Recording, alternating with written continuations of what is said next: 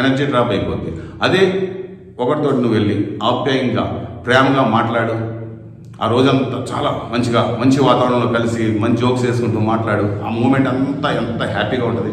అప్పుడు నువ్వు అనుకుంటావు ఇంటికి వచ్చి ఈరోజు భలేగా ఉంది అని. అలాగే ఇంట్లో ఫ్యామిలీ కూడా హ్యాపీగా ఉంటుంది, ఫ్యామిలీతో కూడా ఉంటే కదా అని కూర్చొని ఉండడం. ఎందుకు ధ్యానం చేసుకో, ధ్యానం చేసుకుంటే ఏమంటారు, నువ్వు ఆలోచించే పాజిటివ్ ఫ్యూచర్ నెగిటివ్ ఆలోచనలు కూర్చుని అలా కాకుండా హ్యాపీగా గడుపు, ప్రజెంట్ మూమెంట్లో ఉండి హ్యాపీగా గడుపు. అది కాకుండా నువ్వు అప్పుడు ఒకరితో హ్యాపీగా వెళ్ళి స్పెండ్ చేసి జోక్స్ చేసి ఇందాక చెప్పినట్టు నువ్వు రాగానే నీకు ఎంత బలం వస్తుంది, ఎనర్జీ ఎలా వస్తుంది, సూపర్గా ఉంది అని ఆ రోజంతా కూడా ఎంత హ్యాపీ ఫీల్ అవుతావు. సో ఇది ప్రేమతత్వం. సో ఎప్పుడైతే నువ్వు ప్రేమగా ఎదుటోడిని పంచుతావో ఆ ప్రేమ నీకు ఎదురు మళ్ళీ వస్తుంది, మళ్ళీ బౌన్స్ బ్యాక్ అవుతుంది. నువ్వు బంద్ వేసావంటే కొట్టి మళ్ళీ తిరిగి మన దగ్గర అదే వస్తుంది. బంద్ వేసావంటే వెనక మొక్క రాదు కదా తిరిగి మనకి. సో అలాగే నువ్వు